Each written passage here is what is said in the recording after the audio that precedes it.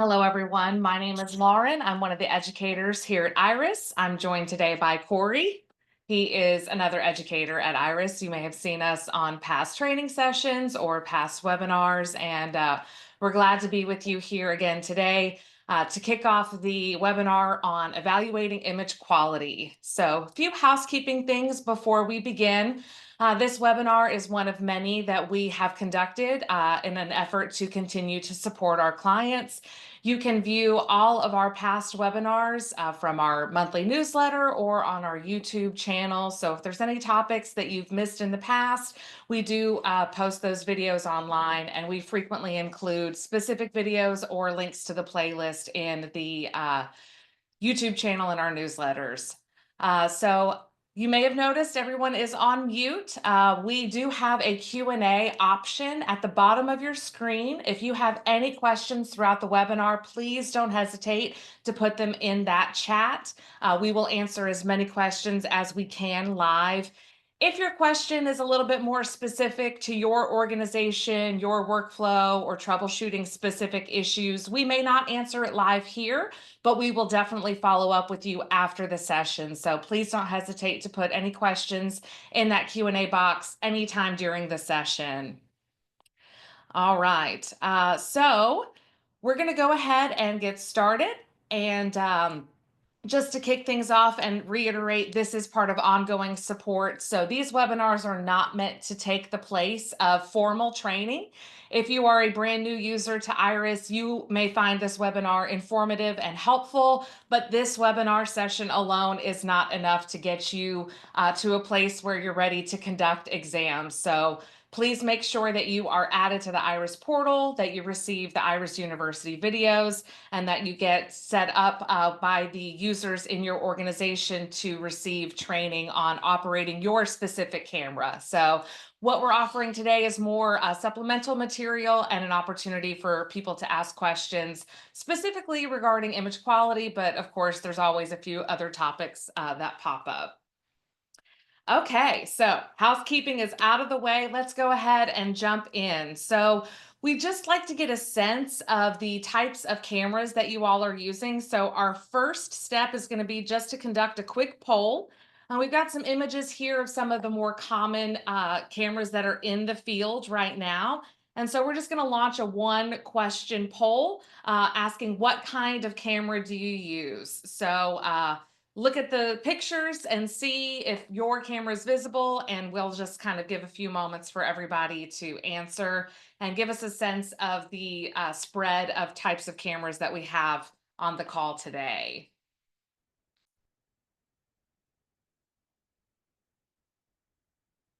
Give just a few more moments for people to answer.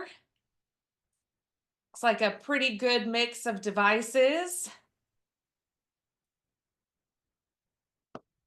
All right, and we will conclude the poll here in just a moment.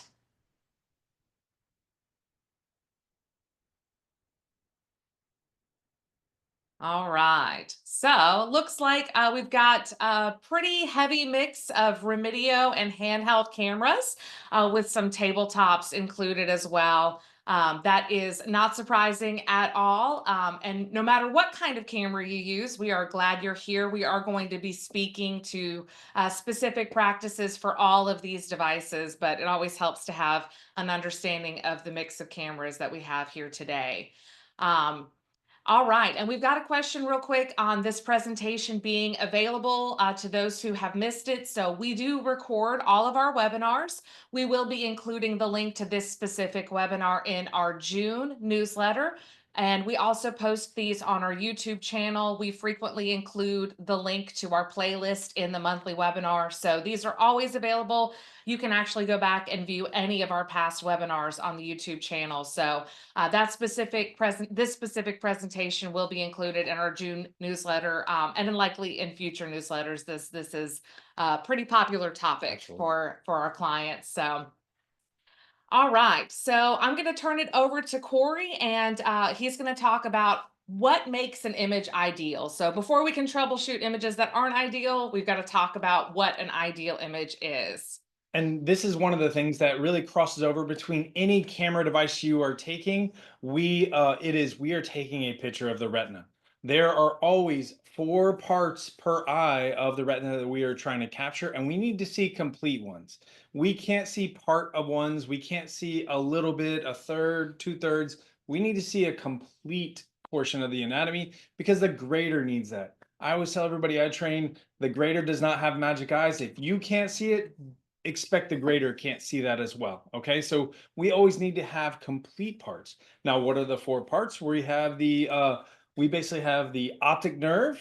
That is that is one of the key components because that also gives us some additional information. That is the big yellow orb, the sun, the tennis ball, however you want to describe it. Then we have the next two are the arcades. We have the top one called the superior arcades, and then we have the bottom one called the inferior arcades. Now, what I always kind of say is you see that big, thick vein, the really dark one on the outside of the top and outside of the bottom. That is the outside edge of what we're really trying to capture. That is like, I always describe it like a 12-lane highway. Blood flow easily likes to run through that. There's nothing that's going to impede that and rupture that. It's all about those tiny little arcades. Those are that one-lane dirt road that's easy to flood. That's where diabetic retinopathy starts. So it's going to be in the smallest little arcades. That is where pathology will start in the beginning.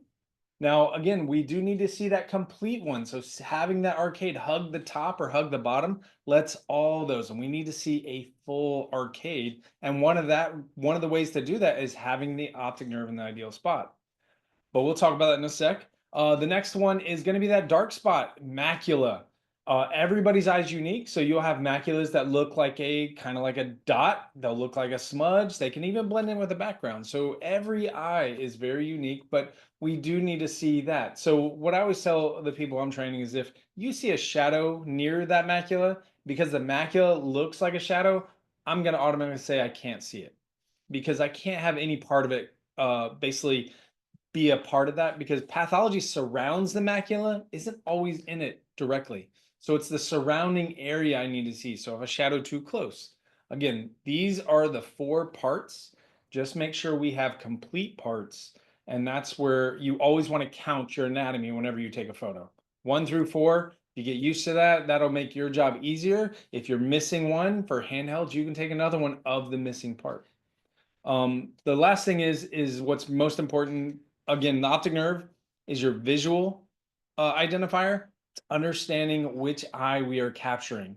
If it is at the 3 o'clock range, if think of a clock, an old digital analog clock, think of 3 o'clock range. We have it on the right side at that 3 o'clock range. For the left eye, it's going to be at the 9 o'clock range. So we will always want to make sure that optic nerve is ideal. Handheld operators, one of your tasks is to look for the optic nerve before you look for anything else. In your infrared view for the handheld and remedio operators, you need to see that optic nerve before you ever take a picture because if that is in the correct spot, your other anatomy will be in the right spot. If the optic nerve is in the wrong spot, then we need to address that with either the patient or maybe your fixation on your camera is incorrect. So very important that you are trying to always have the optic nerve in the ideal spot. Desktops, whenever you take that photo, everybody, whenever you get your photo complete, you need to review your images, count your anatomy, make sure it's clear, in focus, and we have all four parts in the optic nerve is in the ideal spot. Absolutely. And so we have developed a resource that can help our camera operators as a reference kind of remember these different things that we're looking for. So this quality check resource is something that highlights the four parts of anatomy. And as Corey mentioned, we want those to be visible, clear, and in focus. There's a reminder about the optic nerve location. As Corey mentioned, we want it in the 3 o'clock spot on the right hand side for the right eye, and we want it in that 9 o'clock spot on the left-hand side for the left eye. And then we have a diagram highlighting those four complete parts of anatomy. And one of the things I always like to joke about, you don't have to remember the names as long as you know what they look like. So again, as Corey mentioned, we want to count to 4. Can we see the 4 complete parts? Are they in the correct location? And are they clear and in focus? If you don't have a copy of this image quality check card and you would like to have it, you can reach out to Iris. We're happy to send you some so that you and your coworkers have something to reference in the future. Just a little bit of a reminder on what it is that we're striving for. Okay, so this is what we are striving for. And one of the jokes that I like to make during training is, every time we do a process, it always goes perfectly the first time, and we don't ever have to do any troubleshooting, right, Corey? Oh, definitely. Oh, Oh, yes, definitely. right. He said with a wink. So we know that things don't always go according to plan. And this is true for pretty much any process, whether it's with your phone, your computer, other tasks or tests or exams that you're performing. Troubleshooting is sometimes involved. And this exam is no different. You will sometimes take an image and look at it and say, well, that's not what I was looking for. So one of the things that we want to cover in depth in this presentation is the types of image quality opportunities that we see the most and some of the best practices that you can do to either address them after the fact or prevent them from happening. So, the first issue that we see very commonly is dilation. So, patient dilation, as Corey mentioned, we're taking a photo of the back of the patient's eye. The back of the eye is called the retina. We are viewing the retina through the patient's pupil. So, the pupil is like a tunnel or a window that we can see the back of the eye through. And so, when that window is smaller, it can impede our view to the patient's anatomy. So, dilation issues most commonly manifest as dark shadows that are obstructing our view to the patient's anatomy. And we've got some examples from some different cameras. Picture number one is from a tabletop device. Picture number two is from a handheld device. And picture number three is from a Remedio. So looks a little bit different depending on the camera. But you should be able to tell from a few different ways whether your patient has small pupils at the very beginning of your exam. So, we want to perform the exam in a darkened room.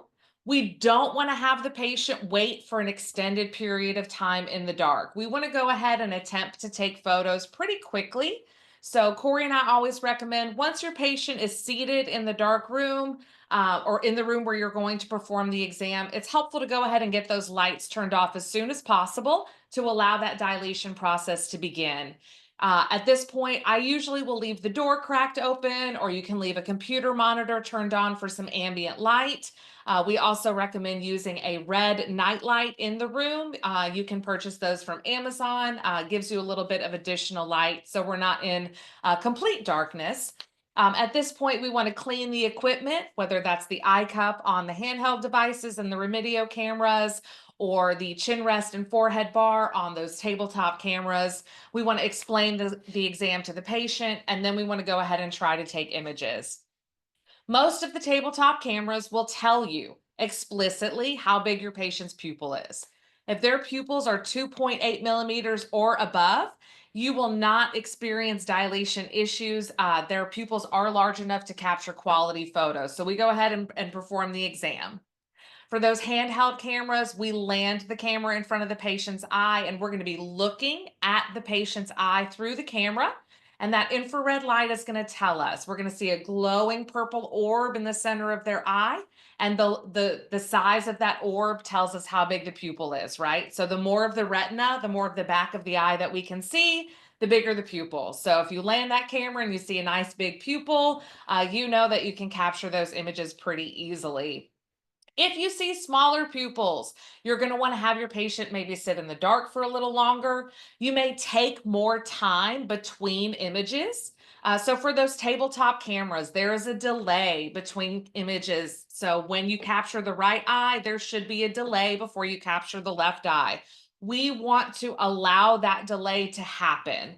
As we begin flashing the camera, as we begin taking those photos and that light flashes, that's going to impact their dilation. So we want to allow that time between image capture for those tabletops. Don't bypass the delay. It is there for a reason. For handheld operators, you may take a few moments in between images. You may allow the patient to rest for a few moments, blink their eyes, close their eyes even. You may move to the right eye and then come back to the left eye to allow some time for dilation to happen again for their eyes to recover. Those Remedio devices also have a small pupil setting, and you can leverage that. So these are all different techniques that you can use, natural dilation techniques that you can use. If your organization allows the use of dilation drops when that's indicated, please make use of those drops. When you have those patients with especially small pupils, if a few more moments in the dark or moving between eyes is not facilitating higher image quality, it is very beneficial to go ahead and pause that exam and use those dilation drops if your organization has allowed for that. The dilation drops are very mild. They are not going to significantly impact your patient's vision. They should not experience a lot of light sensitivity. It's not the same as when you go to the eye doctor. So, when those drops are indicated, if you have the option to use them, they will be very helpful in capturing quality images. All right, Corey, if a patient has small pupils and we're having trouble getting high quality images, should we just cancel the exam? Never, never, because even if the grader, the goal for you is to take the best picture possible to have all four parts. But there's going to be times when patients' pupils are so small that it's going to be a challenge to get that, but you still want to take that chance because even if you have one part of anatomy that you can submit to that grader, if there is, unfortunately for the patient, pathology in that one part that the grader can see, the whole exam becomes gradable and you literally have just saved that patient's eyesight. We try to do this. We want this to be an annual exam, but you never know how diabetes is affecting that patient. So the better you are just doing the best you can. If they don't see any pathology, then you may get a not gradable. But I always tell everybody I train, I don't expect you to be perfect. Me and Lauren are not perfect with this. We get non-gradables too. And a small pupil is really one of the hardest things to control, especially if you're a site that doesn't have dilation drops. You don't have that extra tool in your tool belt, so you're just trying to do natural dilation. And certain people who maybe work outside or something, their pupils are going to be hard to dilate and they're not going to dilate very fast. So, and I don't want you to waste their time, but always do the best you can, submit the best ones you can to grading. Again, do not expect you to be perfect, but strive to do the best you can. Absolutely. So, as Corey mentioned, dilation is one of those things. There's only so much you can do, particularly if you are only using natural dilation techniques. But there is a clinical impact to taking the best photos you can and submitting them because we do want to show the interpreting provider as much anatomy as possible and let them make the determination if pathology is present. If you do end up with not gradable exams, that patient does still get a referral. Hopefully, they're more likely to take that referral because you've educated them further about the importance of the exam. You've attempted to perform it in clinic or in home, and it's been, ineffective. And so, hopefully, they're more likely to go see an eye specialist to get those images captured. So, dilation can be a challenging issue to address. Again, you can do some of the best practices we mentioned, but at the end of the day, it is very important to always take the best images you can, even if they're not ideal, because we do want to give that interpreting provider the opportunity to see the anatomy. All right, next on the list, one of the other more common issues we see, patient fixation. So, Corey, what do we do about this one? And this is honestly, this is one of them where I was talking about for the handhelds where you're in the infrared, you always want to look for the optic nerve. You always want to make sure it's in the ideal spot. Again, for the right eye, you need to see it on the right side. For the left eye, you need to see it on the left side. For the desktop users, you really, once you take your photo and you see that result, you really need to, check your anatomy. If the optic nerve is not in the ideal spot, we need to recapture. This is always going to be almost always going to be patient error. So one of the things I always tell everybody is please explain what the patient is going to be experiencing, what they're looking for inside the camera. If you're a handheld operator, I always ask that have them cover the opposite eye of the eye you're capturing, with the exception of the Remedio V1s, which has the fixation bar, but you have asked them to cover if you have internal fixation. That way they can focus, because sometimes if you're taking a picture of the right eye, The left eye may be their dominant one, and they'll see that dot will creep outside, and then the other eye will look. Your optic nerve will be in the wrong spot. One of the other issues is the camera operator may have chosen the wrong fixation for certain handhelds. If you choose the wrong fixation, the anatomy is going to be totally wrong. And if the anatomy is wrong, you don't have a correct image for anatomy. So as we can see in the four different versions we have here. So number one, that is from a desktop camera, but this is where the patient didn't know where to look, right? So this is actually should be a left eye. That optic nerve should be over at the 9 o'clock spot, but you could see it's almost all the way to the opposite side because the patient didn't know what they were looking at. And if they don't know, then if you don't tell them and remind them why you're doing this, they're not going to know where to look or what to look at, right? So step number two is from that is one of the handheld cameras. Has a little flash bloom, but you can see the optic nerve isn't even visible. So this is even harder to tell if this is a left eye or right eye. But the way the arcades are, I know it is a left eye. But you can see they were definitely not staring directly at the dot inside the camera, and you can see the optic nerve isn't even visible. So if you were to count anatomy in this one, we have maybe one, but not enough to even count as one, right? Because it's so low and out of alignment. Step three is the remedio camera. And we can see where that fixation, where the patient is staring, they're not staring where the fixation should be. It's directly in the middle. And with it being in the middle, we literally have cut off half our image, right? So we're missing half the anatomy. And again, we need to see 4 complete parts, but we've cut off half just by having the optic nerve not in the ideal spot. Ideal spot would have been at that 9 o'clock spot for this one as well. And then the last one, 4, is definitely, this is a desktop as well, but you can see where the optic nerve is at the very top. It's basically, this is one where we only have one part, 2-ish parts of anatomy. We have the inferior arcade because the optic nerve is so high. We can see the macula, but we're missing kind of the top part of where the macula is, because remember, pathology surrounds it. And then the optic nerve, we see half of it. We don't see a whole, we see half. So we are missing a lot of information, and that's why we always want to recapture whenever the optic nerve is not ideal. We need to discuss with the patient to get that optic nerve to help address this. So then we can capture another to complete the anatomy of the eye. Absolutely. So just to recap, fixation is always based on where the patient is looking, a clear explanation to the patient on where to look during the exam, depending on your camera, so that they have a good understanding of what their job is during the exam. They really only have a couple of jobs, and one of them is to look where we need for them to look.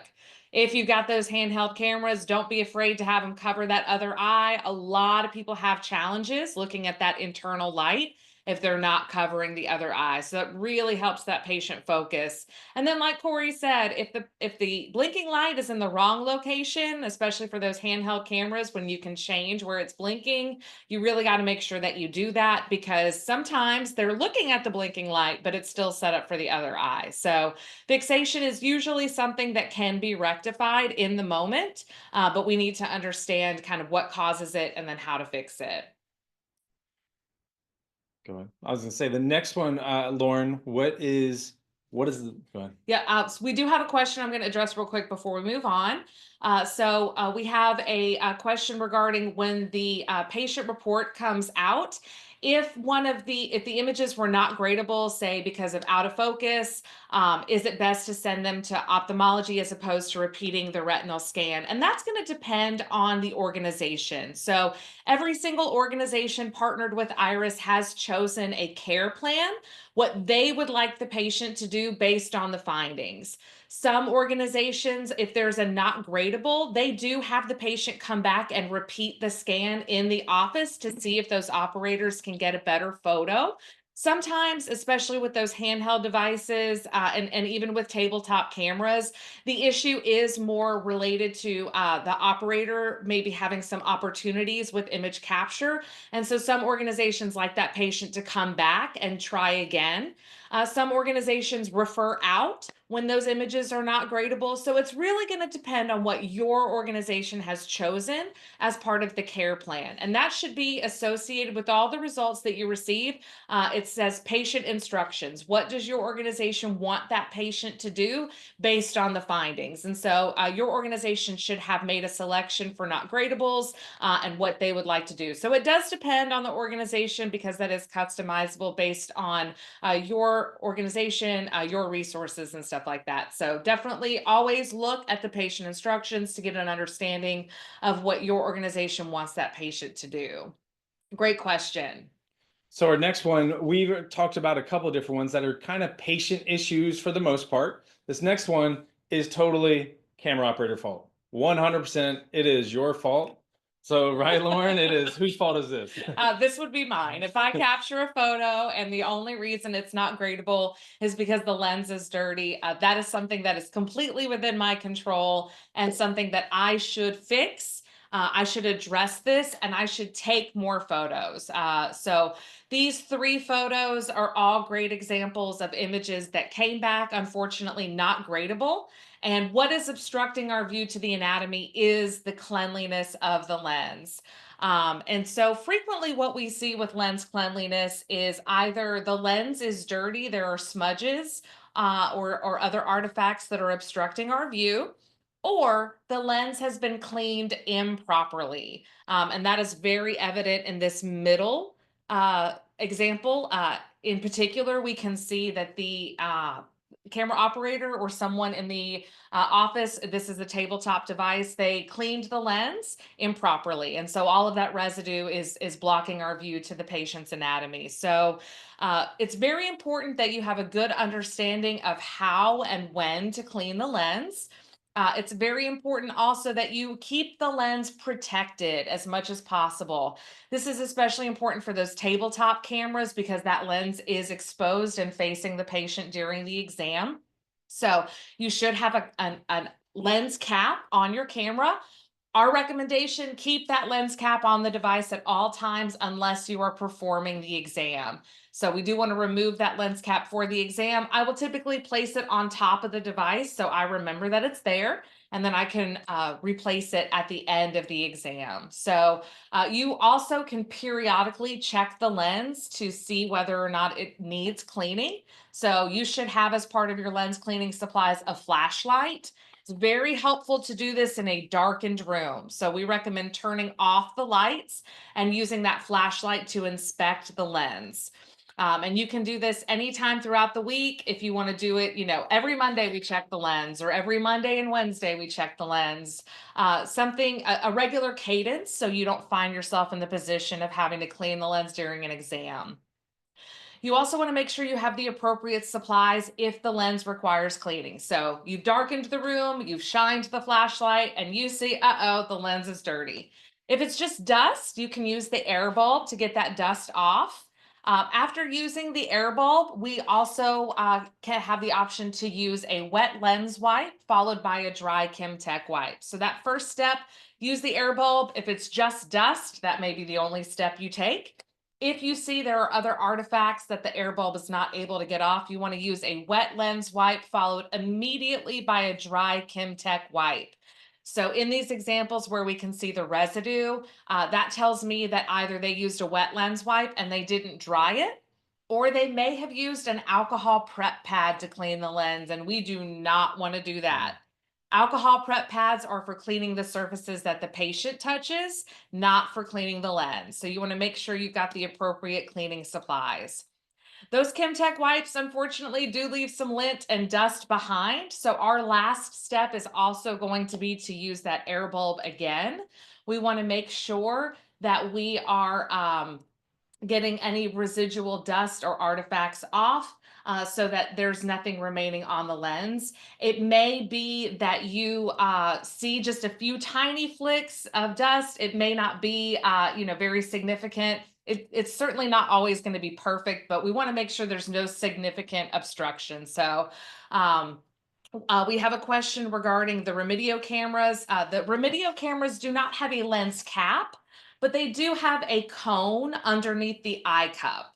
So the eye cup, the part that touches the patient during the exam, that's a method of protecting the lens. Underneath that eye cup, there is a cone that has to be unscrewed to expose the lens. So that lens is very well protected. The handheld cameras, they just have the eye cup. There's no cone. And those eye cups do come off fairly easily at times. So that's another device where you really want to be mindful, and you want to double check that camera when the lens gets exposed to make sure that there's nothing impeding the lens. And if you find that maybe the once a week, Monday morning, you're finding that lens is dirty more often, up that cadence. For tabletops, honestly, it's so easy to see the lens because you're not having to take the device apart or anything. Check it before an exam. It just takes a little flashlight. If it's clean, move on with your day. If it's dirty, let's clean it. So you always make sure that is your lens is taken care of. Again, if you were taking a family photo and you had a dirty lens, you don't want Aunt B to be dirty. You want to see Aunt B clearly, right? So you're always trying to capture the best, most clear photo for the grader. Handhelds, those cameras, you have a little, there's sometimes you have to get to them a little bit, but and they have a little bit more protections than the desktop. Hey, if just Monday's not working, do it Monday and Wednesday. Just always keep your lens and check it out. Absolutely. We've got a question on ordering more lens cleaning supplies. This is something that you can get from your medical supplier. So when your clinic first goes live, Iris sends you kind of a starter kit with the airball flashlight, wet lens wipes, and dry Kimtac wipes. Once you run out of those supplies, you are able to order replacements from your medical supplier. It does not have to be the same brand that we sent you, as long as it's a comparable item. And if you have any questions about that, you can always reach out to us. You can order these items from Amazon, from Walmart, from drugstores, or again, most medical suppliers have these items in Yeah. stock, so you should be able to order those from your organization. Anything for like microscopes are going to be very comparable for you to use with the lenses. Absolutely. All right, great questions, everyone. Keep them coming. So, this next example, we see this pretty frequently. So, Corey, talk to me about what's obstructing our view to the anatomy in this image, So these images. if you look closely, every image that we capture are inverted. So the bottom of our image is actually the top of the eye. So you will get eyelash interference. Again, a lot of women are wearing very fancy ones now, and they can even weigh the eyelid down a little bit. But you can see, and for those handheld operators, you can see eyelashes in your infrared. And if you see that, just simply by asking your patient to open wide can help you. If they may have maybe a little droopier, you can ask them to bridge up that eyebrow to open up that eyelid. One of the things I do always tell the people I'm training is I want you to sit when you take photos, because a lot of times when you stand, you're going to be towering over a person and you're going to be pointing the camera down. The eyelashes and eyelids going to be the first thing that's going to interfere with your image. So we always want to go to the biggest opening of the eye. If you just have to stand, tilt their head back a little bit so you can have an easier, area and guide to that. Because otherwise, you got to lower your base. Nobody wants to do a lunge trying to hold that camera. It makes it a little bit harder sometimes. But eyelash, you can see each of these. You can see the eyelashes in each of these. You can see just the lines of the eyelashes, which is, of course, is blocking the inferior arcade and even has blocked the macula for this image one. Image two, you see the eyelashes, you see all the hairlines and stuff, which are obscuring through almost all of the anatomy. And then this last one, very distinct. You can definitely make out those. But again, though, that's what blocks a lot of the inferior arcades. And if we're missing an inferior arcade, the grader can say I don't have enough information and we'll just deem this as not gradable. So anytime you get this, simply by just maybe asking your patient to open wide can help. Bridging up that eyebrow can help as well because you're trying to open up so the eyelid or the retina is a little more exposed and not being obscured by any eyelashes or anything. Absolutely. Related to this is eyelid interference. So in image number one, the patient's eyelid is fully closed and the flash is reflecting off of the patient's eyelid.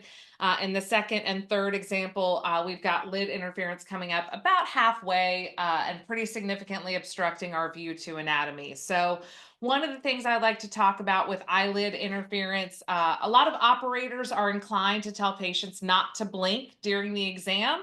How effective is that in your experience, Corey? Not to blink because they will blink 100 times more. They Exactly. just, So you can't tell them what not to do because they want to do that. It's always about the don't press the button. I'm gonna press that button. absolutely. Yes. So the more you tell a patient not to do something, the more likely they are to do it. As Corey mentioned, they're going to blink a little bit more. So the patient's relaxation also affects their dilation. So if your patient is trying very hard to keep their eyes open, that can sometimes cause a little bit of tension, and that can impact their pupil size. So I like my patients to be nice and relaxed during this exam. I do not ask them not to blink. As Corey mentioned, asking them to open wide as we're getting very close to image capture. So if you're using the tabletop devices, you know the camera's focusing in, it's about to take the photo. You can ask that patient to open wide at that point. For those handheld devices, I like to get in position, get pretty close. And then, as Corey mentioned, if I see that eyelid or that eyelash interference, I'm going to ask them to open wide and then try to time the capture of the photo to that point where they're opening wide. Another thing that helps with eyelid interference, sometimes people blink a lot when they're nervous. So we really want to make sure the patient has a good understanding of what's going to happen during the exam so that they know there's no pain, there's no discomfort, there's no puff of air. We want to explain we're just taking a few pictures. They will see a flash of light when the camera takes the photo, but they don't have to worry about any pain or discomfort. And that'll sometimes cut down on the blinking. It doesn't always cut down on the blinking, though. And sometimes during an exam, you'll notice that the timing is just off. You've captured one, two, maybe three pictures in a row. The patient's blinked every single time. I know this has happened to me during patient exams, even sometimes during training with the camera operators taking pictures of each other. Absolutely. You got someone, they have a talent for blinking at exactly the wrong time. So, Corey, what's a good trick to address that? So one of the things I like to do is you're just kind of tricking the brain. So number one, you can just say, hey, like whenever they're blinking, if they're a defensive blinker, they're afraid of the air puff. If you just get really close, you just kind of ignore the blinks for a while, especially the handhelds. Just get up to that point and then just try to say, hey, open really wide for me, just at that last second. Now you'll make a slight adjustment, but I've had people who still blink even after that. So one of the tricks that we came up with was to do a slow methodical blink. So you have the patient just concentrate on doing that very slow, like close their eye. All right, they're going to open, and then you'd have them do it again, slow, methodical, and then open. As soon as they open, you take your photo and you're going to capture that image because the patient, it's very hard for them to do something slow and methodical, like being concentrated on doing it and then try to double up and do a quick blink. So it's just a way you're trying to trick the brain into helping you take a better photo. Absolutely. So if you tell them, close your eyes, okay, open your eyes, okay, close your eyes, okay, open your eyes. And then usually the second time they open their eye, I'll go ahead and capture that photo. Because as Corey mentioned, you're kind of tricking the brain and keeping them. Most people can't close their eyes quickly enough to impede that second, deliberate opening of the eyes. So sometimes you got to get a little creative, but these are some good tips and tricks to try to alleviate the eyelash and eyelid interference issues that we see. All right. So we've got opportunities for camera focus. So as we mentioned at the beginning, one of the things we're looking for is that the image is clear and in focus. When the anatomy is blurry, it starts to become a lot harder for that interpreting provider to determine whether pathology is present, especially when looking at the vasculature. So it's really important that our images are clear and in focus. So the tabletop cameras and the handheld cameras do have an automatic focus in the camera that helps cut down on this quite a bit. If you're getting images that are out of focus with those devices, it's helpful to go ahead and check the lens, make sure that there's nothing clouding your ability to see the anatomy from that standpoint. No fog on the lens or anything like that from the masks that your patient may be wearing. Um, if you're using a Remedio camera, the camera that has the iPhone on it, we have released a new version. The camera manufacturer has released a new version of that camera that has an automatic focus feature. So it's important that you make sure that you are on the newest version of that app so you can take advantage of that. There is also the focus wheel on the side of the camera. If that wheel is significantly out of alignment, that is going to affect the camera's focus, even if you have that automatic focus feature. So if you're on the latest version of the app, you still have automatic focus. You still have to check that camera focus wheel to make sure that it is centered between the plus and minus signs. It's very easy to move that wheel, very easy for it to get out of alignment. So when you're encountering issues with camera focus, it's really, really important that we're doing some troubleshooting to see if there's any way that we can get a clearer photo before we send those images up. And so, especially, for those Remedio cameras with the iPhone, you can actually pinch and zoom on that camera on the iPhone to evaluate your image quality, and to really scrutinize the focus of the device to make sure that you're getting the highest quality images you can. If you check the lens, if you check the settings, if you've done anything that you can to try to address the focus issue, and you still can't get it totally clear and in focus, as we mentioned earlier with dilation, it is helpful to go ahead and send the best images you can. There are times that pathology can impact the clarity and the focus of the image, but we don't want to just assume that it's pathology when we get those blurry images. We want to do some troubleshooting to make sure that we've done everything we can to capture an accurate view of that patient's anatomy. Just remember, it's those small arcades where diabetic retinopathy first shows up. And in all of these photos, you really cannot see the subtleties of those little arcades. So the grader would definitely say, I can't grade these images, even though we don't have any really dark shadows blocking any of the anatomy. We don't have any eyelid interference, eyelashes, none of the things that we talked about. It's just an out of focus image, right? So getting that clarity is so important for the grader to see some of the nuance and some of the smaller aspects of pathology, because the earlier we catch it, the better it is for the patient. And we need an in focus image to do that. Absolutely.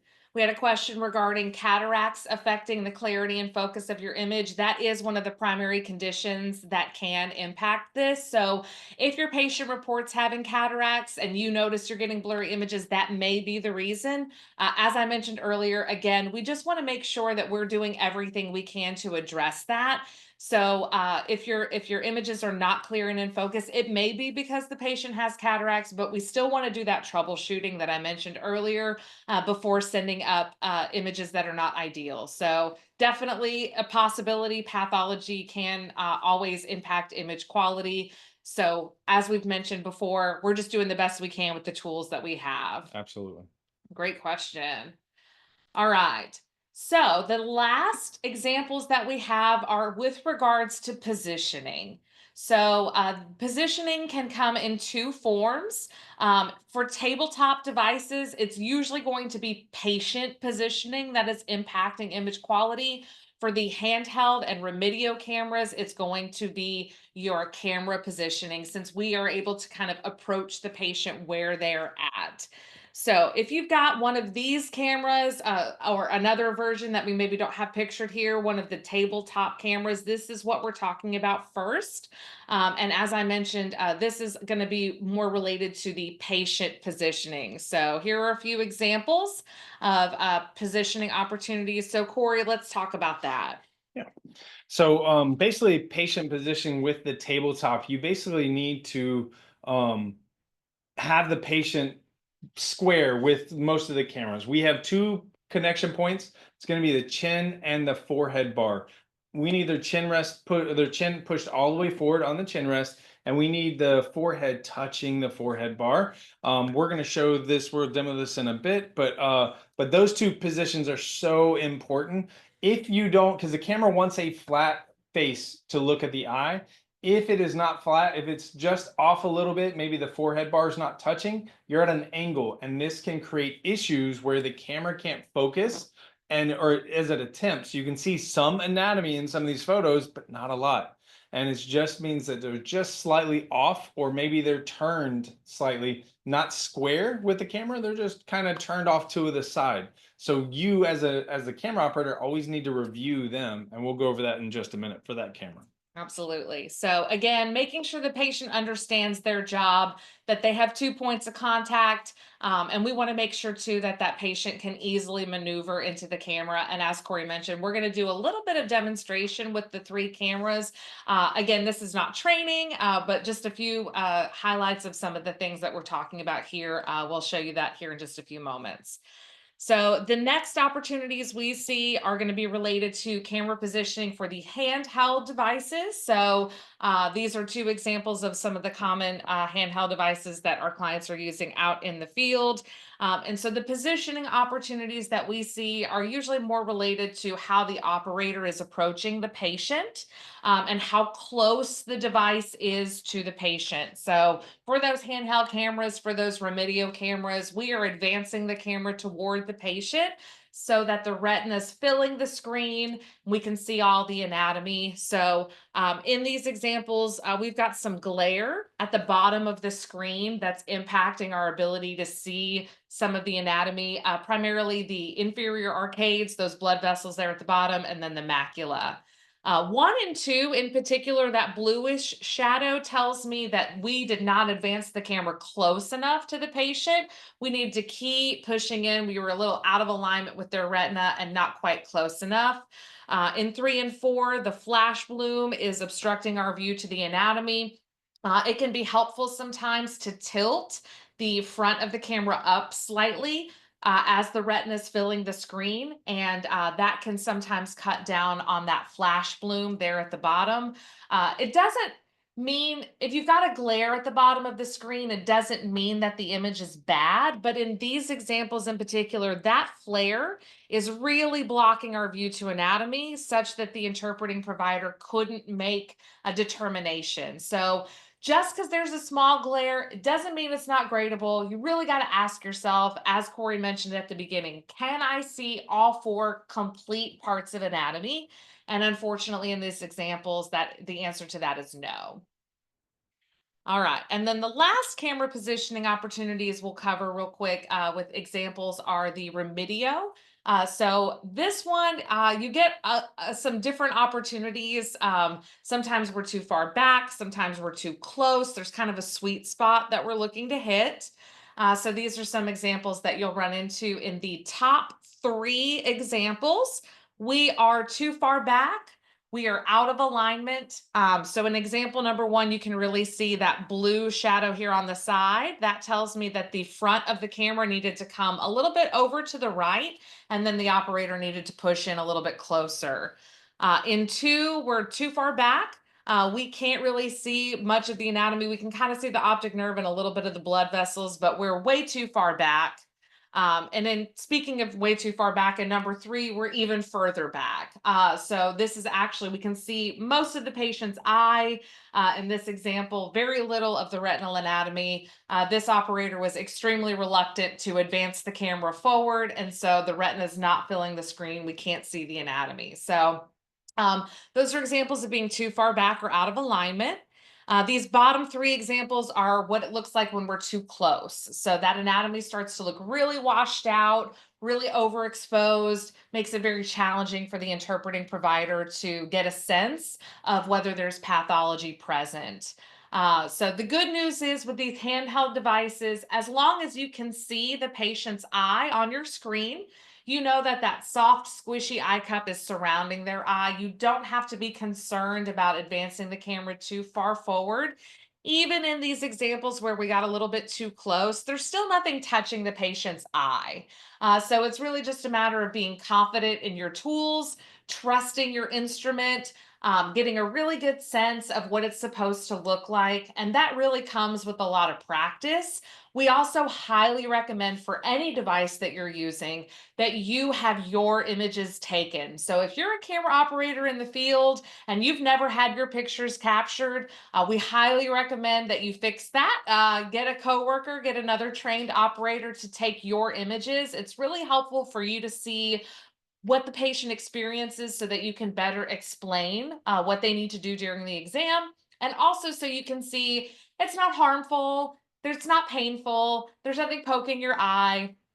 Some people find the flash a little bit annoying, but it's a small price to pay to make sure that they don't lose their vision from diabetic retinopathy. So that practice of having your images taken can be really beneficial, especially if you're still kind of afraid of advancing that camera forward.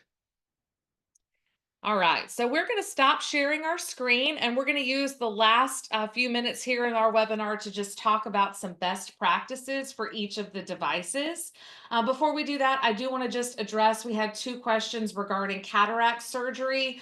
If your patient has had cataract surgery and an intraocular lens has been placed in their eye, you may see a rainbow or a halo effect, especially if you're using one of the handheld devices. This is not a contraindication. It's not a reason not to perform the exam. It may impede your view to some of the anatomy. This is a prime example of when, for those handheld devices, you would want to take a few images to maybe show different aspects of the anatomy so you can see a comprehensive view of anatomy. I don't know if I've ever seen an intraocular lens impact the image quality for a tabletop camera. So you may not see that for those devices. This is a lot more common for those handheld and Remedio cameras. So yes, you may see something, still take the best photos you can. If the lens is very thick, like I said, you may see that rainbow or halo effect. You may need to take additional photos to kind of show a comprehensive view of anatomy. All right, so we're gonna have Corey come over here as my patient real quick for that tabletop camera. And again, we're just gonna go over a few best practices for positioning. So you really wanna make sure that your patient is able to securely get their chin in the chin rest and their forehead against the forehead bar. And so what I see oftentimes is operators are standing kind of across from the patient. It can make it very difficult to get a sense of whether that patient's forehead's actually against that bar.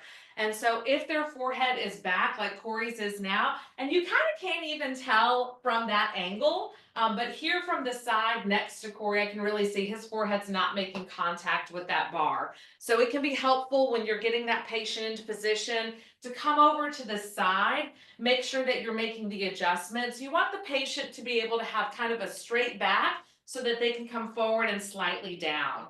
And when the patient's sitting back, you can use their eye line as a frame of reference. So this forehead bar is not up across from his forehead. It's a little bit down. It's actually more in alignment with his eye line. And this allows Corey to come forward and slightly down so that his forehead can rest against the forehead bar. If your patient is having difficulty touching the bar, you usually want to go down, not up. So a lot of times people think if they raise the forehead bar, then the patient can touch it, but we actually want to come down so that their forehead can come forward and make contact with that bar. And you want to make sure they're in the center of that chin rest. If they're over to the side, if they're wearing a mask and they can't feel it, them being over to the side even slightly can really impact whether that camera can find them. So you should be able to move the table height up and down using the buttons on the table. And then you can also use the buttons on your camera to move that chin rest up and down. If you've got a patient that's really, really short and you're having trouble accommodating them because those tables only go down so far, if their mobility allows for them to stand during the exam, you can raise that table all the way up and have them stand so that they can make those points of contact. Watch out for people who try to hover over the chin rest. Remember, especially for this model, the chin rest is actually a button that engages, allows you to start. But you'll have some patients who will try to hover or try to put their chin at the very front portion. Again, that does not create a flat face for the camera, which is one of the things that can get out of alignment. Absolutely. All right, so for these handheld devices, as Corey mentioned, it's very beneficial for operators to be seated during image capture. This isn't always possible in a clinic setting and definitely not always possible for our operators who are going in home. So as he mentioned, it's just important that the camera is perpendicular to the patient's face. So especially if you're an in-home operator and you need to stand, it's helpful to either get into some kind of a lunge position, right? So if you're using one of the handheld devices, you can get into a nice lunge position so that you can still see the screen in your field of view. And you want to keep this nice and perpendicular to the patient's face. That's true for the Remedio camera as well. If you can't do that, you may have the patient lean back. So again, we're still facilitating that perpendicular angle. It is a little more challenging at times to capture images standing up because you can't keep your arms as close to your side. So we really do recommend, if at all possible, especially if you're in a clinic setting, to go ahead, have the patient in a regular chair. You be seated on like a rolling stool where you can adjust the height. But again, especially our in-home operators, you got get a little creative sometimes. You can't always, predict what setting you'll be capturing these images in. Another thing I want to point out with the handhelds is it is a two-handed device. Do not try to hold it one hand. No machine guns, nothing like that. It is a two-handed device. You want to build that bridge because that's going to provide you stability. Now, me and Lauren both control with the forward hand too. So we have the ability, she can raise her thumb up and down, and then she can pivot her hand right and left to get to where she needs to go. But do not be afraid. Use two hands. Again, if you're holding it like a machine gun, you have so many little muscles that are trying to keep that steady. Again, we are very zoomed in. We have a very small picture window that we're trying to capture. Provide yourself the most stability possible. And we have definitely found that having two hands, you know, is able to provide that to you, that stability to you. Absolutely. So for both the handheld and the Remedio, you want to build that bridge. My joke is we want to go hand and then land, and then you've got the screen directly in front of your face. And then you're going to advance the camera forward. And for these handheld devices, you want to make sure that your finger is resting on the button. You can use your middle finger or your forefinger to place your finger on the button on the front of that handle so you're always ready to take a photo. And then sometimes you get a little happy and you take a photo too soon.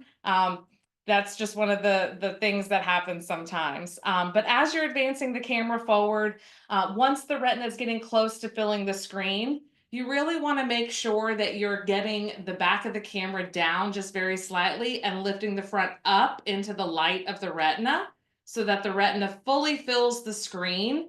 If you see shadows on your image capture screen, that translates to shadows on your image. So that lets you know maybe you're a little out of alignment or maybe you're not quite close enough. You really want to keep pushing in. And again, these eye cups, I pushed the button again. These eye cups are very soft and squishy. This is not going to harm the patient. They're just going to feel very gentle pressure against their face, right? So don't be afraid to advance the camera forward. And then you can use that kind of driving up the hill technique that we mentioned to reduce that glare. And also, don't be afraid of coming at a slight angle. For the Remedio, we want you to come in at that angle, but even for the Aurora and the other handhelds, the Volks and stuff, you can come at a slight angle. It allows you to get a little bit closer to your patient so you can keep that elbow nice and tight, and you have a tight little window that you can just kind of move in just like 2-3 inches, and you're going to be right where you need to be to capture that image. But don't be afraid of coming in at a slight angle. You don't want to reach over the knees because you're going to get that arm extended and you're going to start using more of your shoulder than you want to. So they're not heavy devices, but they can get heavy real fast. Absolutely. Just like with the handheld devices, you want to make sure that you're resting your finger on the button. So the button for the Remedio is on the back handle. This can sometimes impact your clarity and your focus for the Remedio and the handheld devices. If you're pushing the button really hard, if you're jostling the camera during image capture, that can impact your image quality, that clarity and focus that we were talking about earlier. So you always want to make sure with your handheld device that you're ready to take a photo. So you're not fighting to find the button or moving the camera during image capture. And as Corey mentioned, it is especially important that we approach the patient at an angle for the handheld Remedios, right? So again, we're building that bridge, hand, and then land. And I'm coming at about a 30-degree angle from the patient. So I'm not coming straight on. This camera really wants to turn to create a good seal around the patient's eye. This is going to start to hit the bridge of their nose, and it's going to impact the seal if you're trying to come straight on. It's also going to impact your positioning and the quality of your photo. So you really want to come in at a little bit of an angle. This eye cup's much bigger than the other handheld, so it has a lot more depth and more give. That's why we want you to with these models in particular, we want you to come at an angle because again, the eye cup will ram right into the bridge of the nose and we'll start curling. If you just slightly come at this angle, that makes it very even, very smooth transition, easier on the patient, easier on you. Absolutely. So for these handheld devices, your positioning, your comfort, the way that you are approaching the patient and holding the camera makes a big difference in image quality. If you are not comfortable, if you're stretching your arms really far out, if you don't have good control of the device, if you're not approaching the patient properly, these are all factors that start to add up and create those positioning opportunities, which we see quite a bit of. And frequently positioning opportunities can be addressed with additional practice and a better understanding of how to use the devices. So we are at the top of the hour. I believe we've answered all of the questions that we have in chat. If you have any additional questions, please don't hesitate to reach out to us. Our support team is available. We are happy to answer your questions. We're happy to review images. If you have a few images that come back and they're not gradable and you're not sure why or what's happening in the image, you can always reach out to us and ask us for some feedback. Corey also has a good best practice that he mentioned to me about having clinics review not gradable images. So like whenever, if you have access to Order Manager, once a month, just have all your camera operators go and review that month, that last 30 days of exams, and you can even filter down to just the non-gradables, so you all can talk about the non-gradables to actually start understanding why they're non-gradables. Just like we review those aspects for you, you can talk with your other teammates and stuff and try to figure out why, and then you can overcome those issues, and your image quality will just escalate and get better as you go, especially if you understand why that is such a key component. Absolutely. Absolutely. So don't be afraid to reach out to us for feedback. Use each other as sounding boards to try to get a handle on things. And remember, practice with these devices is so important. If you are not regularly performing exams, if you don't use it, you lose it. So it's really important that you're regularly performing these exams so that you can see these images, these image quality issues in real time and address them and get better and better. And as Corey mentioned earlier, perfection is not the goal. We don't always get great images, especially when you're up against pathology or dilation challenges. But when we can improve the image quality, we do want to be sure to do that. So knowing what's going on and how to fix it is really important.